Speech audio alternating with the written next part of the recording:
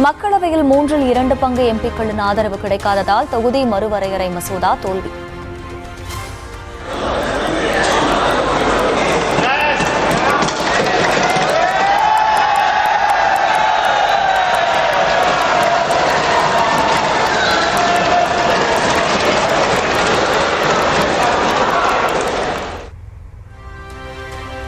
மசோதாவுக்கு ஆதரவாக 298 பேரும் எதிராக 230 பேரும் வாக்களிப்பு. 298 ना 230 230.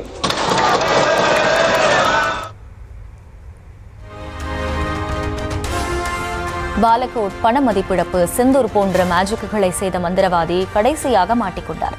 மகளிர் மசோதா, தொகுதி மறுவரையறை மசோதா தொடர்பான விவாதத்தில் பிரதமர் மோடி மீது ராகுல் கடும் விமர்சனம். Sir, the truth is the magician has been caught. The magician of Balakot, the magician of demonetization, the magician of Sindhur has suddenly got caught. Why? Yeah. Because he was... No.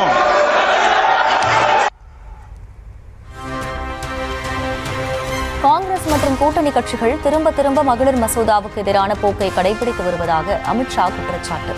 எதிர்க்கட்சிகளின் மனப்போக்கு பெண்களின் நலனுக்கோ நாட்டின் நலனுக்கோ ஏற்றதல்ல என X தளத்தில் பதிவு.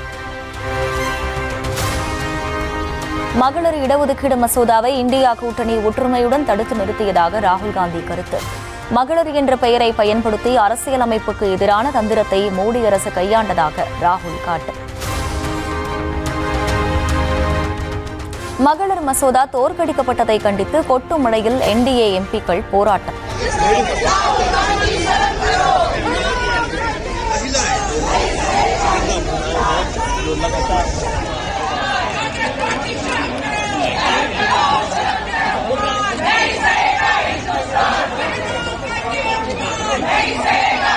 மசோதா மீது காங்கிரஸ் உள்ளிட்ட எதிர்க்கட்சிகள் மேற்கொண்ட நிலைப்பாட்டிற்கு கடும் கண்டனம். மத்திய அமைச்சரவை இன்று அவசரமாக கூடுகிறது. மகளிர் இடஒதுக்கீடு மசோதா தோற்கடிக்கப்பட்ட நிலையில் அடுத்த கட்ட நடவடிக்கை குறித்து விவாதிக்க திட்டம்.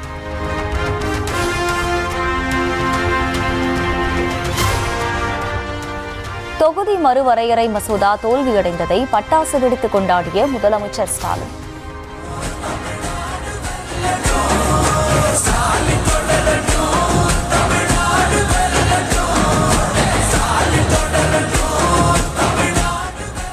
ஆண்டிப்பட்டியில் பொதுமக்களுக்கு இனிப்பு வழங்கி மகிழ்ச்சி.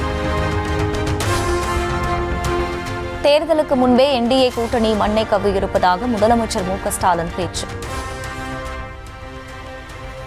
தேர்தலுக்கு முன்னாடியே என்டிஏ கூட்டணி மண்ணை கவ்வியிருக்கு.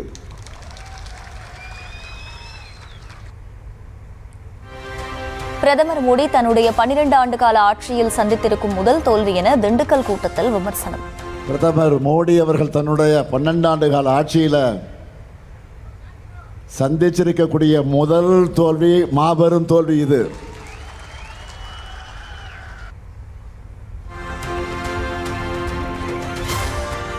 சட்டமன்ற தேர்தல் பிரச்சாரத்திற்காக இன்று தமிழகம் வருகிறார் பிரதமர் மோடி. கோவை கொடிசியா மைதானத்தில் நடைபெறும் கூட்டத்தில் என்டிஏ வேட்பாளர்களுக்கு ஆதரவு திரட்டுகிறார்.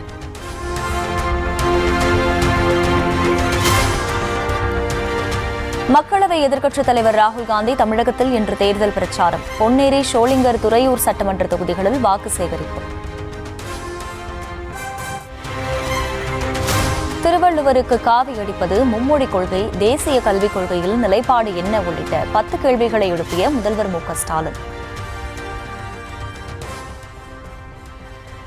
திருவள்ளுவருக்கு காவி அடிப்பது, மும்மொழி கொள்கை, தேசிய கல்விக் கொள்கையில் உங்கள் நிலைப்பாடு என்ன? இந்திய உள்ளே விட்டாதான் 2000 கோடி ரூபாய் கல்வி நிதி எனும் தர்மேந்திர பிரதான் கருத்தை ஏற்கிறீங்களா? அப்படி இல்லை என்றால் பாஜக தலைவர்களை மேடையில் வச்சுக்கிட்டு அதை சொல்ல முடியுமா? ஒரு கற்பனைக்காக சொல்கிறேன். என்டிஏ கூட்டணி வெற்றி பெறுது என வச்சுக்கிட்டா தமிழ்நாட்டில் அதிமுக ஆட்சி தான் அமையும்னு பாஜக தலைவர்கள் உறுதி கொடுப்பாங்களா? அதிமுகவின் அடிப்படையையே மறுப்பவர்களோடு கூட்டணி வைத்திருக்கும் உங்களை அடிமை என கூப்பிடாமல் வேறு எப்படி கூப்பிடுவது எனவும் வினா. ஒருத்தரோட கூட்டணி வச்சிருக்கக்கூடிய உங்களுக்கு அடிமை என கூப்பிடாம வேற என்ன எப்படி கூப்பிடுறது?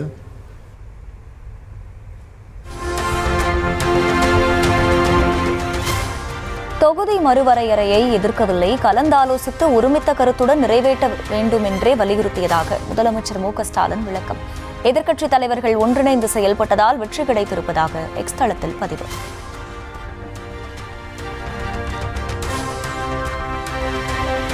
டெல்லியை வீழ்த்தியது தமிழ்நாடு என முதலமைச்சர் மு க ஸ்டாலின் எக்ஸ் வலைதள பக்கத்தில் பதிவு.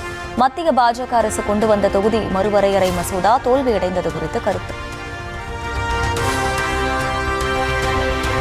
திருப்பூர், மேட்டுப்பாளையம் உள்ளிட்ட பகுதிகளில் முதல்வர் மு க ஸ்டாலின் இன்று வாக்கு சேகரிப்பு. திமுக கூட்டணி வேட்பாளர்களுக்கு ஆதரவு திரட்டி பொதுக்கூட்டத்தில் பிரச்சாரம். தமிழ்நாட்டில் தேர்தல் நடைபெறும் போது டெல்லியை இழுப்பது ஏன் என முதல்வருக்கு இபிஎஸ் கேள்வி. முதல்வருக்கு இதுதான் கடைசி தேர்தல் என்றும் அதிமுக ஆட்சி அமைப்பதை வேடிக்கை பார்ப்பார் எனவும் விமர்சனம்.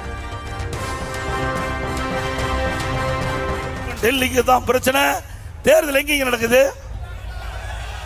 அப்புறம் டெல்லி எதுக்கு இருக்கிற? தமிழ்நாட்டில் நடக்குது, என்ன சட்டமன்ற தேர்தல் தானே, அப்புறம் டெல்லிக்கு எதுக்கு பேசிட்டு இருக்காரு? இதோட கடைசி தேர்தலுங்க இல்லைங்க. அவர் நல்லா இருக்கட்டும், சந்தோஷமா இருக்கணும், நம்முடைய வேட்பாளர்களை வெற்றி பெற்று அதிமுக ஆட்சி அமைக்கத அவர் வேடிக்கை பார்க்கணும். டாஸ்மாகில் பாட்டிலுக்கு 10 ரூபாய் கூடுதலாக பெற்றதன் மூலம் 4 ஆண்டுகளில் 24,000 கோடி ரூபாய் கிடைத்திருப்பதாக எடப்பாடி பழனிசாமி குற்றச்சாட்டு. கொள்ளையடித்த பணத்தை வைத்து மூக்குத்தி கொடுப்பதாக மேட்டூர் பொதுக்கூட்டத்தில் விமர்சனம்.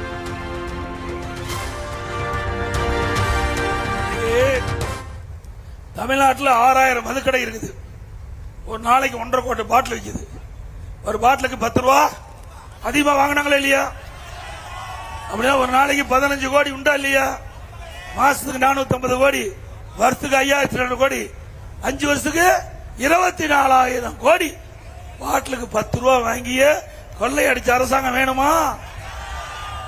இன்னைக்கு அந்த கொள்ளையடிச்ச பணத்தை வச்சுக்கிட்டு நான் வரும்போது சொல்றாங்க மூக்குத்தி கொடுக்குறாராம்.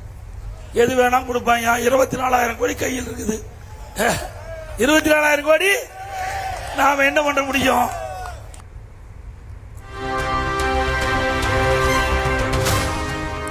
கார்ப்பரேட் கம்பெனி போல செயல்படும் திமுக குடும்ப கட்சி என எடப்பாடி பழனிசாமி விமர்சனம்.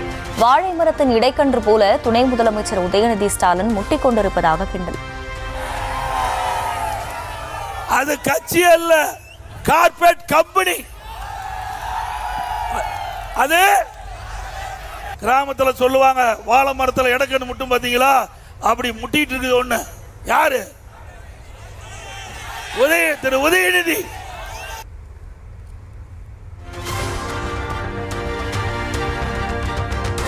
அதிமுக பொதுச் செயலாளர் எடப்பாடி பழனிசாமி கரூர், ஈரோடு மாவட்டங்களில் இன்று பிரச்சாரம். நாமக்கல் மாவட்டம் திருச்செங்கோட்டிலும் தேசிய ஜனநாயக கூட்டணி வேட்பாளர்களுக்கு வாக்கு சேகரிக்கிறார்.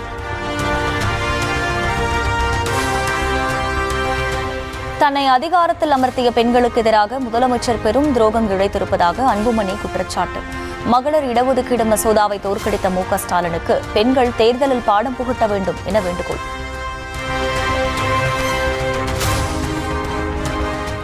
தமிழ்நாட்டு மக்களின் உரிமைகளை பறிக்கக்கூடிய தொகுதி மறுசீரமைப்பு மசோதாவை அதிமுக ஆதரிப்பதாக கனிமொழி குற்றச்சாட்டு. அதிமுக இதை ஆதரித்து இருக்கக்கூடிய ஒரு சூழலிலே அவர்களையும் மக்களுக்கு அடையாளம் காட்டி இருக்கக்கூடிய ஒரு நிகழ்வாக இது மாறி இருக்கிறது. இந்தியா கூட்டணி தலைவர்களோடு ஒன்றிணைந்து பாஜகவின் சதி திட்டத்தை முதலமைச்சர் முறியடித்திருப்பதாக பேட்டி. சென்னை துறைமுகம், வில்லிவாக்கம் உள்ளிட்ட தொகுதிகளில் மக்கள் நீதி மய்யம் தலைவர் கமல்ஹாசன் வாக்கு சேகரிப்பு. அதிமுக தாவேகாவுக்கு எதிராக பிரச்சாரத்தில் கடும் விமர்சனம். அப்பப்ப மேராமணிக்கு தரம் காட்டுபவர்களை பார்த்து மயங்கிவிட மாட்டார்கள் தமிழர்களும் தமிழ் இளைஞர்களும் என்பது எனக்கு தெரியும்.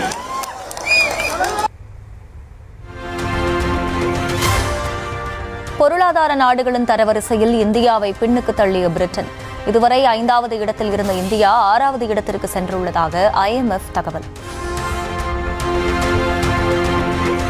நாடு முழுவதும் 12,500 கோடி ரூபாய் செலவில் குழாய் வழி எரிவாயு வழித்தடத்தை அமைக்க திட்டம். சாலை மார்க்கமாக டேங்கர் லாரிகளில் எரிவாயு எடுத்துச் செல்வதை குறைக்க மத்திய அரசு நடவடிக்கை. மகாராஷ்டிர மாநிலம் புனே விமான நிலைய ஓடுதளம் தற்காலிகமாக மூடப்பட்டதால் பரபரப்பு. இந்திய விமானப்படையின் போர் விமானம் தரையிறங்குவதில் பிரச்சினை ஏற்பட்டதால் விமான நிலைய அதிகாரிகள் நடவடிக்கை. ஈரான் தலைநகர் தெஹ்ரானில் ஆயிரக்கணக்கான பெண்கள் திரண்டு போராட்டம். அமெரிக்கா மற்றும் இஸ்ரேலுடன் போர் நிறுத்தம் அறிவிக்கப்பட்ட நிலையில் இரு நாடுகளுக்கும் எதிராக பேரணியில் முடக்கம். அமெரிக்கா ஈரான் இடையே நாளை மறுநாள் அடுத்த சுற்று பேச்சுவார்த்தை நடைபெறும் என தகவல். பாகிஸ்தான் ராணுவ தளபதி ஈரான் தலைவர்களை சந்தித்ததை தொடர்ந்து பேச்சு நடத்த சம்மதம் தெரிவித்திருப்பதாக தகவல்.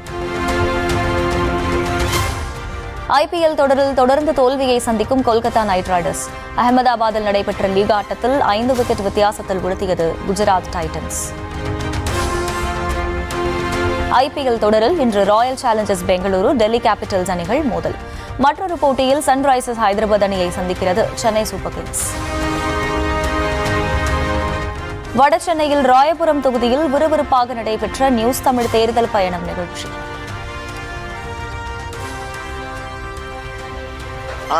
ஐட்ரீம்ஸ் மூர்த்தி அண்ணன் மேல அவங்க பெர்ஃபார்மன்ஸ் பண்ணலன்றது ரீசன் கிடையாது. கழக தலைவர் இந்த தடவை எனக்கு ஒரு வாய்ப்பு கொடுக்கணும் அப்படின்ற ரீசன்னால தான் இது கொடுத்திருக்காங்க. ராயபுரம் தொகுதியில எங்கெங்கெல்லாம் கன்ஜெஷன் இருக்கோ அங்கெல்லாம் ஒரு சிறிய பாலங்கள் கொண்டு வந்துட்டோம்னா இந்த டிராபிக் கன்ஜெஷன்ஸை குறைக்க முடியும். ராயபுரத்துல வரலாறுக்கு நிறைய இடம் இருக்கு.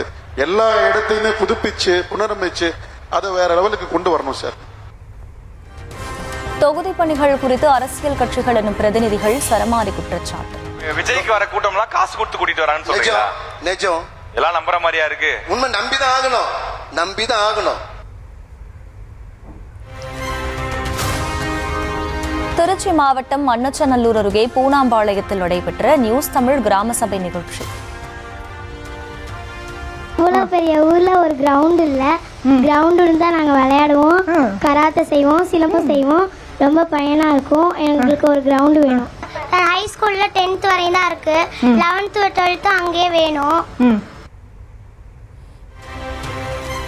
குடிநீர், சாலை மற்றும் பேருந்து வசதிகள் தங்கள் கிராமத்தையும் எட்டி பார்க்க வேண்டும் என கிராம மக்கள் எதிர்பார்ப்பு. சரியான மின்சார வசதி இதை எதையுமே செஞ்சு கொடுக்கலாம். ஆனால் ஓட்டு கேட்கறதுக்கு மட்டும் வந்துடுவாங்க. கரெக்டாக நாங்களும் ஓட்டு போட்டுருவோம். அது வேணா எங்களுடைய கடமை. நாங்கள் போட வேண்டிய கடமை போட்டுடுறோம். ஆனால் எங்களுக்கு செஞ்சு கொடுக்க வேண்டிய கடமையை யாரும் சரிவர செஞ்சு கொடுக்கல. இந்த ஏரிக்கு நீர் நிரப்பி கொடுத்தா இங்கே சுற்றுப்பட்ட உள்ள விவசாய நிலம்லாம் நல்லா விவசாயம் பண்ணுவோம். இப்போதைக்கு விவசாயம் பண்ணுற நீர் இல்லாதனால விவசாய நிலம் தரிசாக இருக்குது. கேரள மாநிலம் கோழிக்கோட்டில் 650 ஆண்டு பழமையான குட்டிசிரா மிஷ்கல் பள்ளிவாசல் தலைமை காஜி பதவியேற்பு.